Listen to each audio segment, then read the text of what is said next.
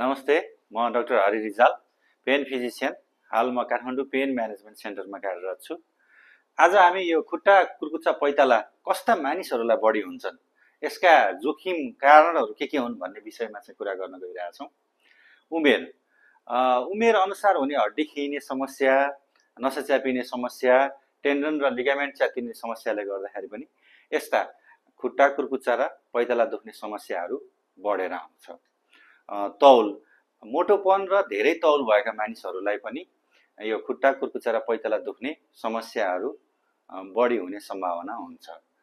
केही प्रकारका रोगहरू जस्तै थाइरोइड, युरिक एसिड र सुगर भएका बिरामीहरूलाई यस्ता दुखाइहरू बढेर आउने सम्भावना धेरै नै हुन्छ।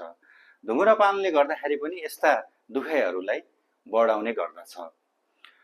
लामो समयसम्म उभिराख्नु पर्ने पेशा जस्तै शिक्षक, ट्राफिक पुलिस, स्वास्थ्यकर्मी, त्यसै गरी धेरै दौडिराख्नु पर्ने पेशाहरू, एथलेटिक्स प्लेयरहरू र उफ्रिनु पर्ने पेशाहरूमा पनि यस्ता समस्याहरू हुने जोखिमहरू बढी हुन्छ।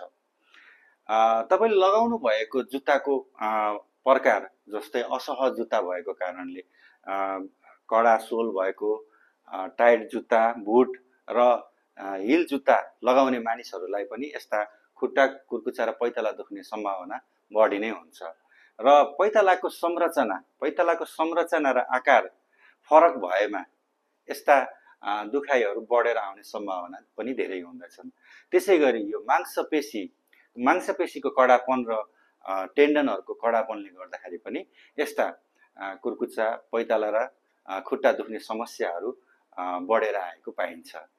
यदि तपाईहरूलाई पनि खुट्टा कुर्कुच्चा र पैताला दुख्ने समस्याहरू छ भने सल्लाह सुझावको लागि यस काठमाडौँ पेन म्यानेजमेन्ट सेन्टरमा सम्पर्क गर्नुहुन अनुरोध गर्दछु। धन्यवाद।